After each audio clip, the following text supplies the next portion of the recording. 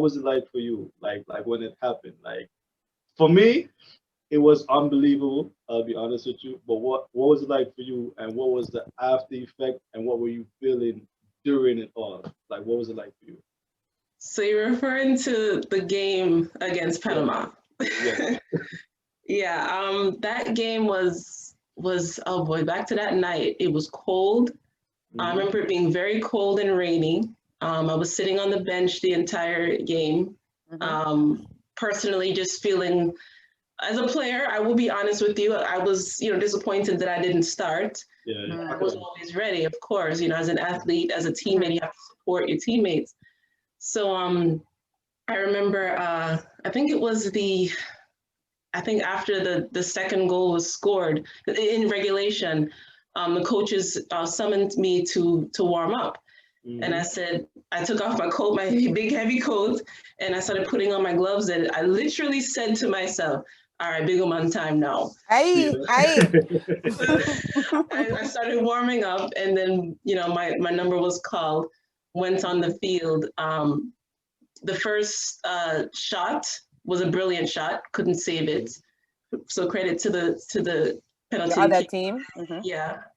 Second one, I kind of regretted not reacting. Maybe I had cold feet or something. Nerves. So once, yeah, probably literally as well. So I stepped to the side and I said to myself, "All right, you're fine, relax." So I was patient for the third one, saved it, boom, got up, and I said to myself again, "All right, save the next one, and we're in." So then, so said, so done. It That's happened. true. Yeah, I just Hero's moment. Hero's moment. yeah. Yeah. That's And awesome. yeah, and then we sealed the deal. Dominic Bonflager scored the final kick. It was 4-2, and then everybody just rushed me. Yes. That was Mm. killing me for 2 days, but it was worth it.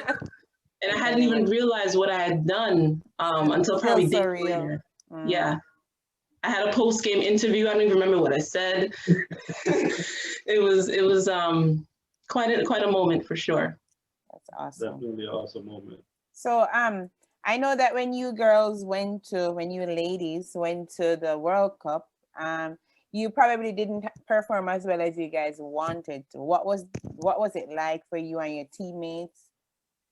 Yeah, what was that like? Um, a number of things, I think. Probably nerves, maybe overthinking too much. Yeah, Because we obviously had the talents and the Mm-hmm. and the definitely. um the ability to be there, but I think we kind of just we overthought it for Mm-hmm. sure, in my opinion. And I feel like the third game against Australia was our best game, not because Mm-hmm. I played, but I think it's because we just let everything go. Hmm. I remember us saying probably prior to the match and even halftime and said, listen, forget about what everybody has been saying, even the coaches. We kind of just came to as a group and said, forget everyone, just do your thing. Focus on, yeah, Yeah, exactly. and then I feel like that's what made us realize that we belong. So what is it like being on a team with such a prolific player like Khadija? What is that like? Oh gosh, Bunny. Oh boy, lots to say about her. She's for sure a legend, And she's a Hmm. doing living good right legend. now, right? Oh yeah, yeah. In Mm-hmm. France, she's killing it. I've seen her growth from 2015 or whatever it It's a was, or pitney whenever. days, pitney days. Come on. Yeah, and then now suddenly she's just what 5'9", just ready, just always just looking like a queen on the field. Just it's definitely difficult to save her shots, to say the least. But yeah, her athletic prowess is something to be admired for sure. And I love that girl. She's come a long way on and off the pitch, and I'm very very proud of her. Nice, nice. Well, we Jamaicans, home and abroad, we're definitely proud of you guys because Mm-hmm. at the end of the day, you guys did something that's never been done Done before. before. Like, Yeah. like, like we are completely proud of you guys. Out of 100, we're proud of you at least 110 Yeah, man. And then for sure. you But guys are great. what are you currently doing? You mentioned previously that you're currently coaching, and you guys are prepping. I'm assuming for for the up and coming events. So what are you doing currently? Well, me, I am weather permitting, I'm Mhm. coaching kids here in New York. I was in France playing for a club team in the fall, but due to COVID, they suspended the season indefinitely.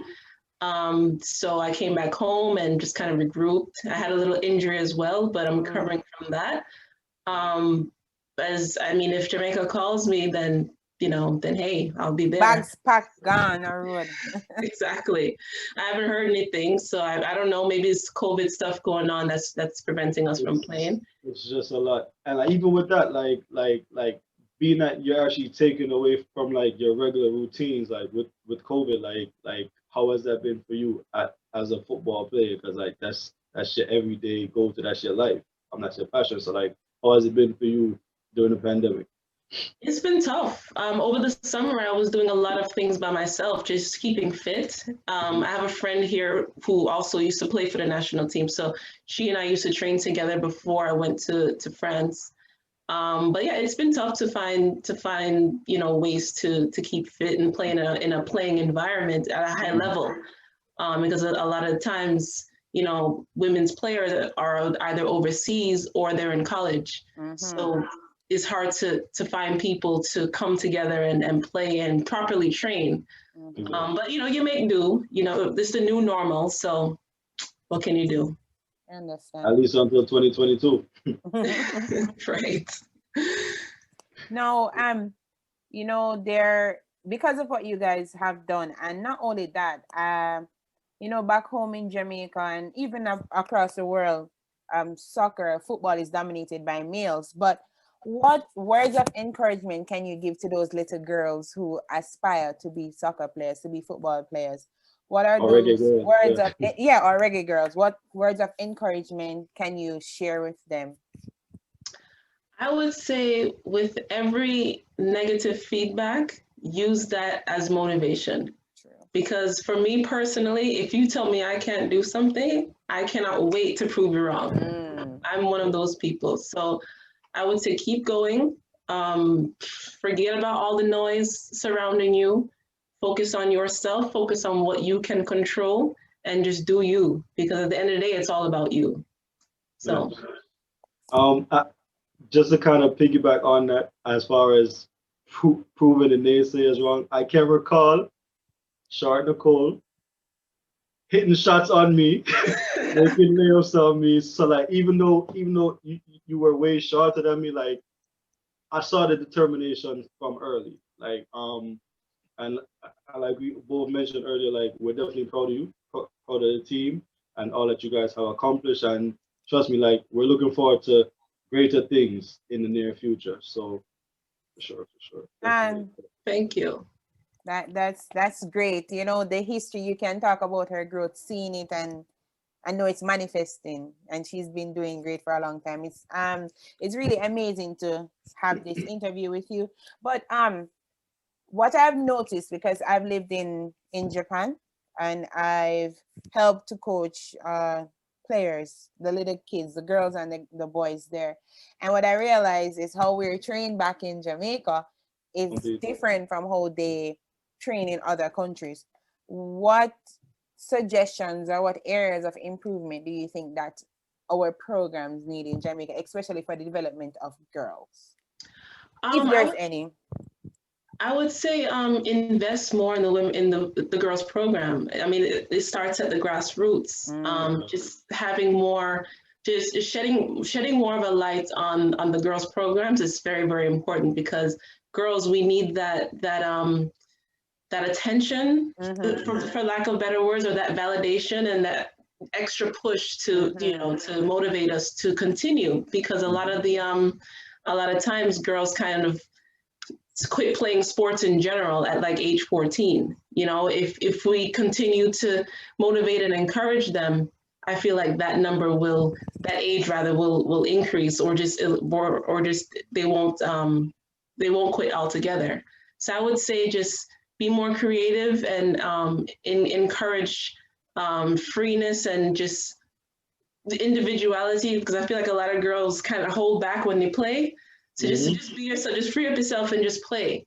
That's what I would say. If I were, director of coaching in a girls program. And that's solid. That is solid advice, because as you say, like, also the men's, when I was growing up, the boys, they would make you as a girl feel as though like, what are you doing here? You don't belong. And they dampen your aspirations from your very Times have little. changed. Times have changed. I'm saying like times have changed. Times which is have definitely changed, a but plus. I am in a sports group right now with over 20,000 people, and we get flack every day. Trust Yeah. me.